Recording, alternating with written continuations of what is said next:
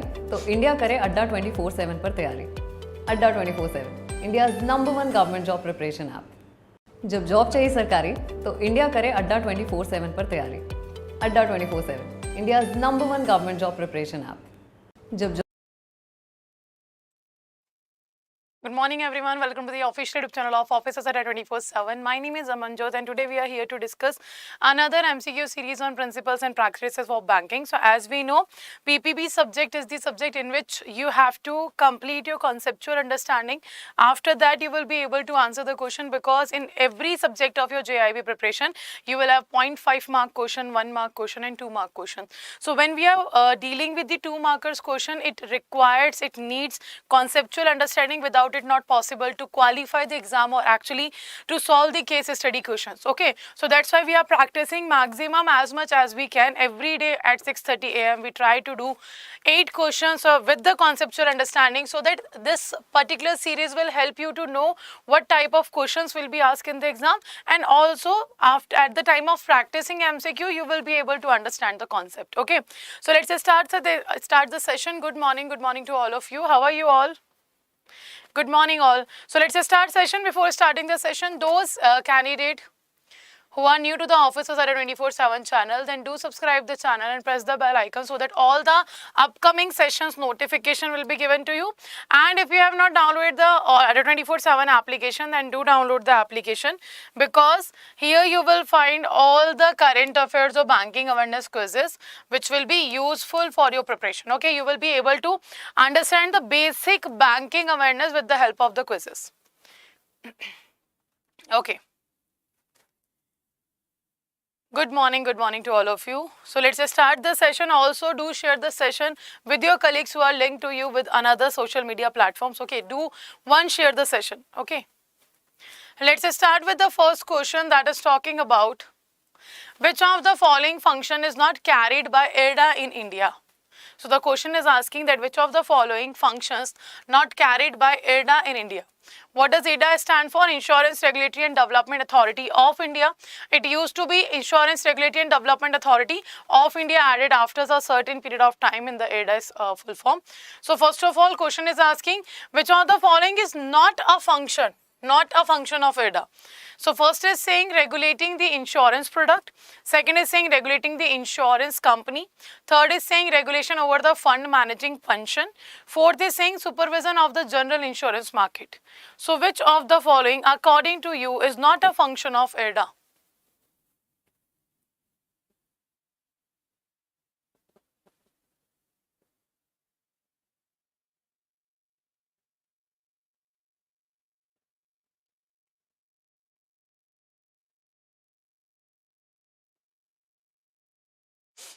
First is C. Everyone is going with the C option. Yes, correct. That is correct. Regulation over the funds managing pension. This is not a function of Adda. In fact, this is a function of Pension Fund Regulatory and Development Authority. PFRDA. Pension Fund Regulatory and Development Authority has a function to regulate them or to manage the pension sector or to manage the pension fund. Okay. So the right answer will be C. It is not a function of Adda. Let's move to the second question, which is asking about banks can hold maximum share of particular company. Bank can hold maximum share of a particular company. How much share can a bank hold of a particular company?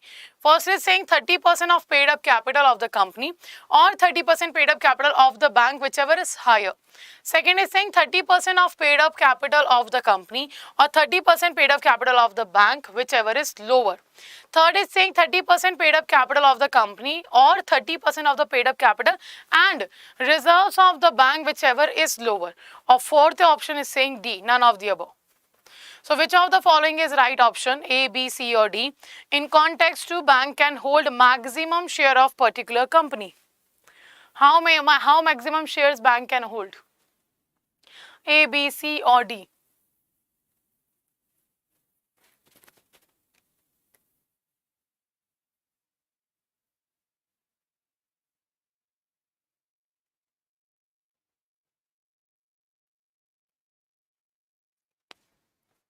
Okay, Rajan is saying C.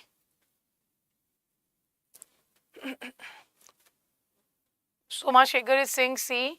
Anil is saying B. Shiva is saying C. Okay, maximum are going with the C option. Maximum going with the C option.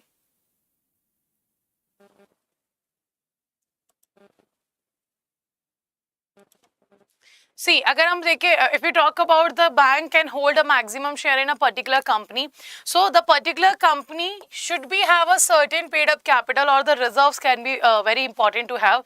So answer will be right third, that is 30% paid up capital of a company, or 30% paid up capital and reserve of the bank, whichever is lower, that will be the amount of share which bank can hold in a particular company. Okay, if we talk about paid up capital, what does this paid up capital means? Paid up capital simply means there are three types of capital. First is authorized, second is issued, and third is paid.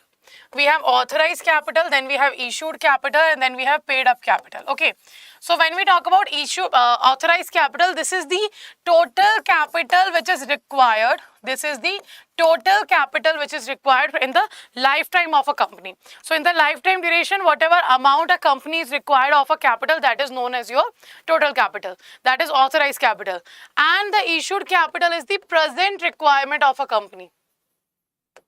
This is the lifetime requirement of a company, and issued capital is the present requirement of the company. So the part of authorized capital,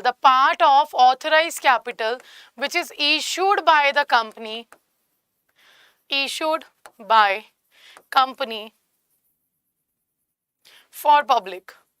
for public. And why company is issuing share? Why company issuing share for public? Because to fulfill its present requirement. That is your issued capital. Okay, to fulfill the present requirement of a company, company issues share, that is known as your issued capital. Now the part of issued capital, which is subscribed by the public. So the part of issued capital which has been subscribed by the public is known as your issued paid up capital, or you can also say this capital a subscribed capital. Okay, so paid up capital or subscribed capital is what? Simply the amount of capital which is subscribed by the public, or it means the public has invested in your company. Okay, let's say for example, if we take an example, company need 100 crores. This is the authorized capital of a company. 100 crores is the lifetime requirement of a company, so that's a authorized capital of a company. Okay, and after a certain period of time, company requires 20 crore funds immediately to start a particular branch or start a particular office, something else.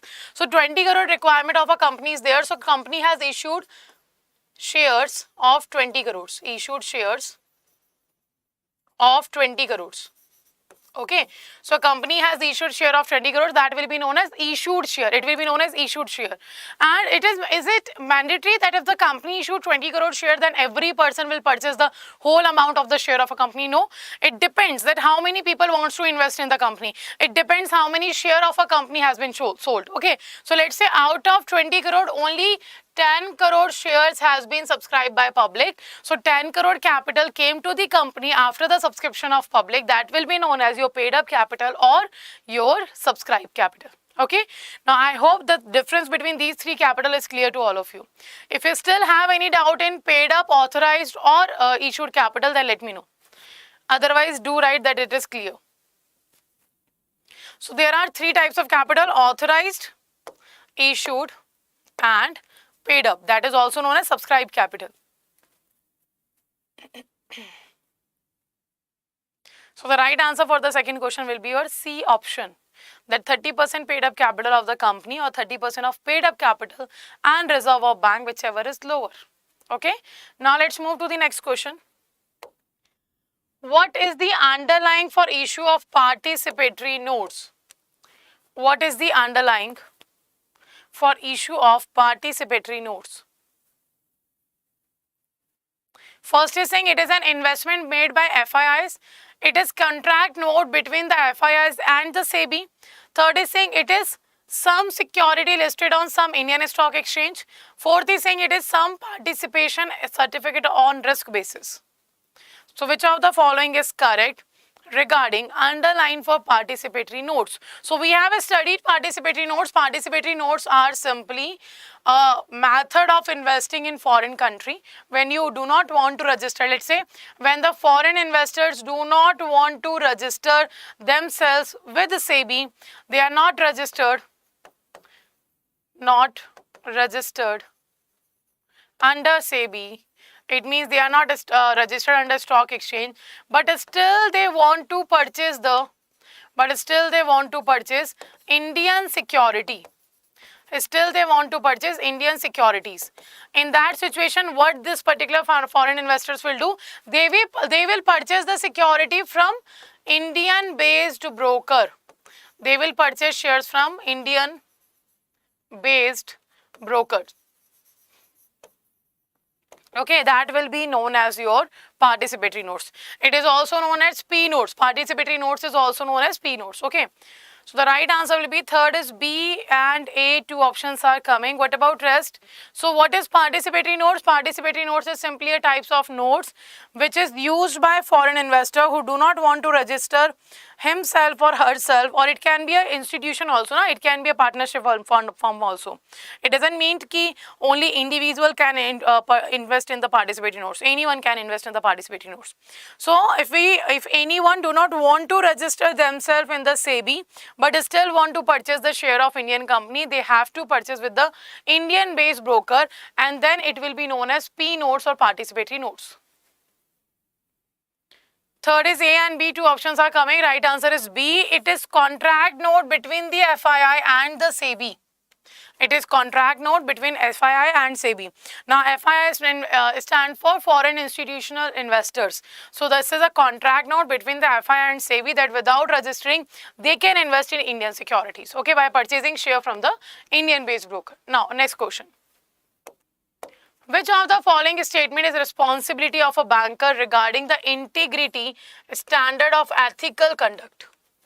So, which of the following is a responsibility of a banker regarding the integrity and standard of ethical conduct? First is saying to refrain more from using confidential information for unethical or illegal advantage.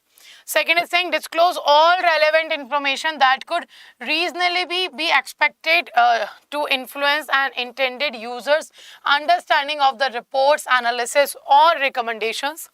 Third is saying perform professional duties in accordance with relevant laws, regulations and technical standards. And fourth is saying refrain from engaging in any conduct that would prejudice carrying out duties ethically. So, which of the following statement is responsibility of a banker regarding the integrity or the standard of ethical conduct? A, B, C or D? Read carefully.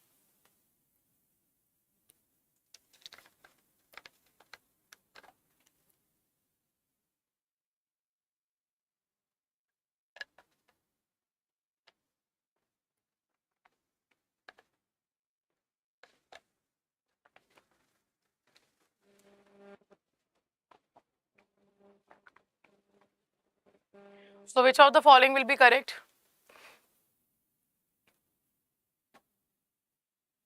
Why it will be C?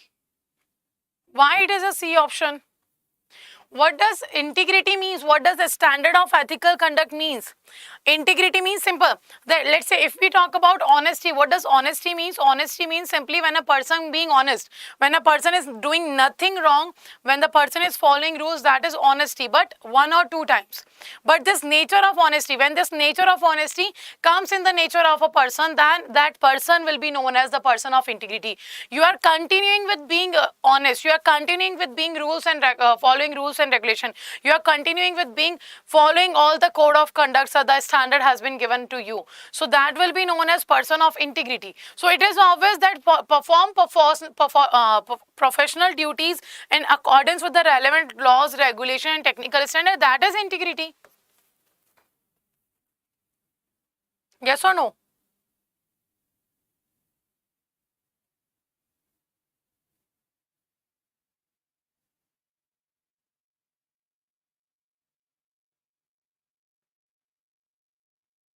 Okay.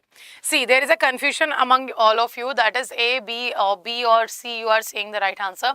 See, understand the question. Question is saying which of the following statement is a responsibility of a banker regarding the integrity, regarding the standard of ethical conduct. The question is asking what you have to do, so that you will be able to follow the standard of ethical conduct, or you will be able to perform ethically, you will be able to perform with integrity. So it is obvious if you are doing that. Let's say first option is saying to refrain from using confidential information for unethical or legal advantage. This is obvious. This is a part that you are stopping to do so. Disclose and all relevant information that could reasonably be expected to influence. No, this can't be the right answer. B will never be the right answer, because it is saying reasonably be expected to influence an intent, which is what you are influencing: users' understanding of the reports, analysis, or the recommendations. Now next is saying perform professional duties. Now this is the part of your code of conduct. This is the part of your code of conduct. If you are performing that, that is your okay, you are following integrity. But what will make you to feel that this is my responsibility to stop? So the right answer will be D, that refrain from engaging in any conduct that would prejudice carrying out duties ethically. So to engage in such kinds of activity will let you know that this is your responsibility, not to perform this type of activity. Okay, so right answer will be your D option. Try to understand the question. Question is asking that which is your responsibility of a banker, as a banker, which is your responsibility regarding the integrity, regarding the standard of ethical conduct. Okay, understand this question, yes or no? Let me know. Is there any doubt in fourth question? Let me know. Should we move forward? Is it clear to all?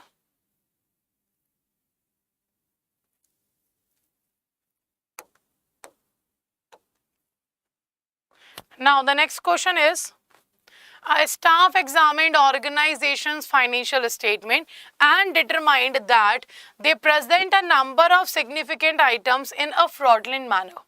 Okay, or what we are saying, that a staff examined organization financial statement and find out that they are using or they are presenting a number of significant items in the fraudulent way. Now, you know that you should report this situation to the management, but are concerned that reporting it might result in your employment being terminated.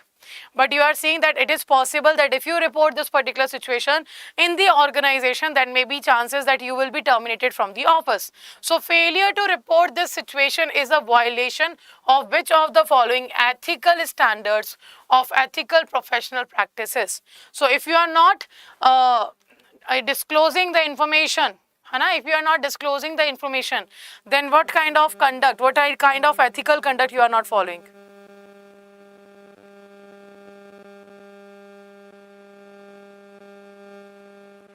Is it competence? Is it confidentiality? Is it integrity? Is it creditability? Which of the following is right answer for the fifth question?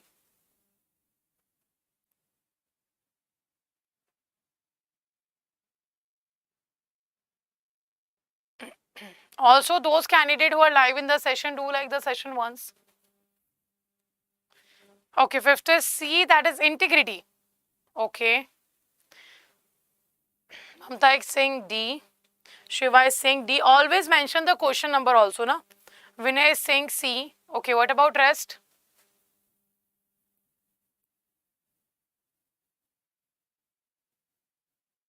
C and D, two options are there.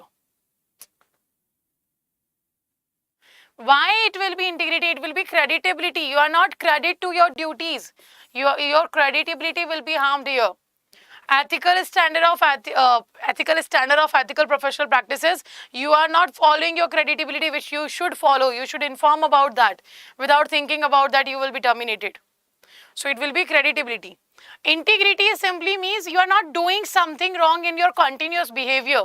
Okay, when you are not, let's say for example, there is certain person came to your bank and asked that, please approve my mudra loan and you said that you are not eligible for mudra loan, and he is offering you something in return and you are not accepting that money, Hana, you are not accepting that money, that is your honesty. Okay, that is your honesty, that the person has offered you something to do certain illegal thing and you rejected that. That is your honesty, that you are being honest to the code of conduct of the organization. Okay, but when you repeat this nature, honesty will be for one time or two time or three times action of a person, but integrity is when you are repeating this action in your nature, always you are doing the right thing, that will be integrity. So here when you are not reporting the actual fraud, then this will be part of your creditability. Okay, next. Which of the following are the feature of forward contract? So forward contract is a part of your commodity market, and also it is a part of your derivative. Okay, so which of the following is our feature of forward contract? You have to tell that. First is saying there is a counterparty risk in forward contract. In forward contract, there will be a counterparty risk. Second is saying each contract is customized and hence unique in terms of contract size, expiration date, and type and quality. Third is saying on the expiration date, the contract has to be settled by delivery of the asset. So which of the following do you think is correct or is a feature of forward contract? Competence means being competitive, that you are capable of being competitive in the organization. You are capable of being updated yourself. You are updating yourself to stay in the market, to stay in the competition with others. That is competence. Now, which of the following is right? A, B, C or D? Sixth is D. Everyone going with the D option?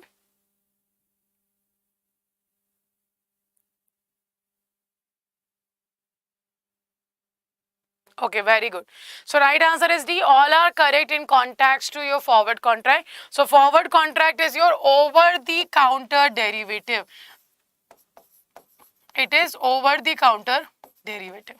So that's why counterparty risk will be there, and every contract will be customized, and also on the date of expiration you have to settle with the delivery. Next. Which of the following is not a characteristics of zero coupon bond? Not a characteristics of zero coupon bond. First is saying it is issued at a discount to its face value. Second is saying periodic interest is paid normally on half-yearly basis. Okay, first on half-yearly basis, first discount on its face value. Third is saying difference redemption price represents return to the investor. The holder get only one payment of such bonds at the time of maturity. So which of the following will be correct? Not a correct. Which of the following is not a characteristics of your zero coupon bond?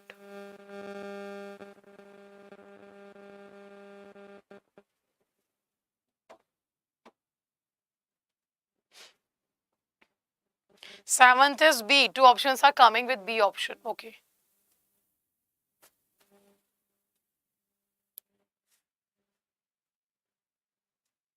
Okay, everyone is going with B option. Very good. So there is no periodic interest, na?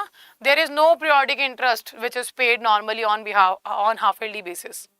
Okay, that will be done on the maturity basis. So there is no periodic interest. All the other options are correct in context to zero coupon bond.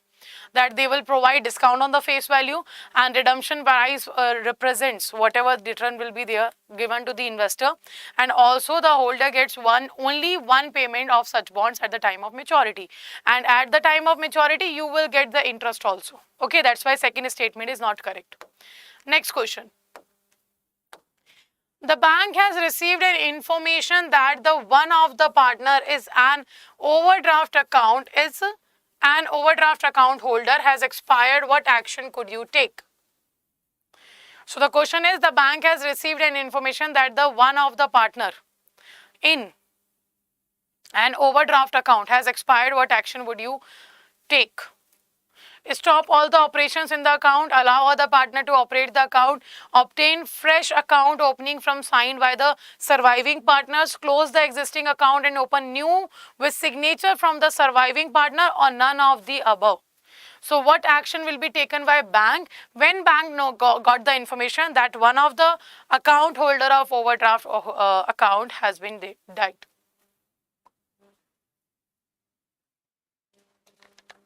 Which action will be taken?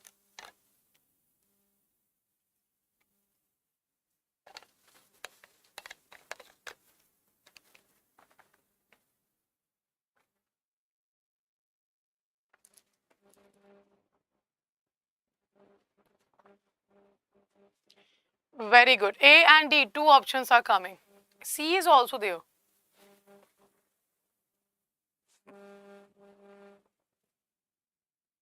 A and C and B also there. No, right answer will be A. Stop all operations in the account.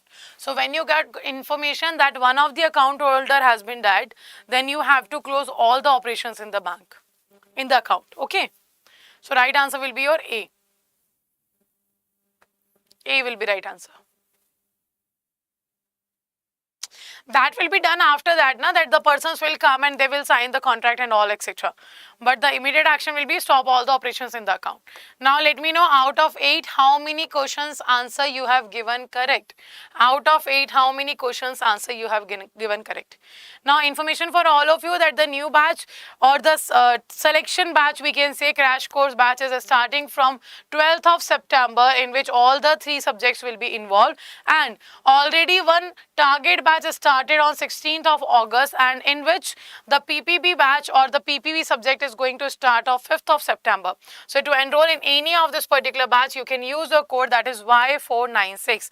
And how to enroll in particular batch, what you have to do, just go on the Adda 24/7 application, or you can go to the website also. I would suggest you all that do download the application, because you will get 1% additional discount if you use coins. Okay, so here you have to go to the JAIIB and CAIIB section and click on the English medium batch. If you are looking for a bilingual batch, that's are also available. And these are the batches which are upcoming. Let's say you want to enroll in the selection batch, that is the crash course batch, starting from 12th of September. So you can find all the timing and study plan here. Timing is here, study plan here of all the 3 subjects. And to enroll, you have to click on the view offer. When you click on view offer, one window will be open, and there you have to add the coupon code. So click on the enter coupon code, and you can use the code here, that is Y496, and press enter. So after applying this particular code, you will find 77% discount is there. And if you purchase from Adda 24/7 application, 1% additional discount in form of coins will be available. So this batch will be of your 3500. Okay. So this is the selection batch, and this is the process how you can enroll yourself in any of the batches which are running on the Adda 24/7 application. Okay. And if you want to prepare for CAIIB also, you are going to give CAIIB in the 2023 attempt, then I would suggest you that go with the JAIIB and CAIIB ka Mahapack, because it will cover your JAIIB, it will cover all the mock test of JAIIB, it will cover all the ebooks of JAIIB, and same for the CAIIB. So you do not have to go with the different products. Okay, in a single product you will get everything in the JAIIB and CAIIB ka Mahapack, and the process to enroll in that is same. Okay, so you can see there is a offer also going on all Mahapacks. When we talk about all Mahapacks has going on an offer. So you will get double validity right now. If you purchase the Mahapack, you will get double validity here. Okay, so this is the JAIIB CAIIB ka Mahapack. Click on this particular product. You will go to the JAIIB and CAIIB Mahapack. The validity will be double here, and you will be able to get the double validity right now. This is offer for today only. Okay, so 6, 5, 5, 5, maximum got 5. Okay, 5 and 6 is there. See, the better attempt for now should be 6, 7, 8. Out of 6, it should be 6, 7 or 8. That will be our good score. So try to maximize the score. Okay, so let's end the session here. Thank you all for joining the session, and stay safe.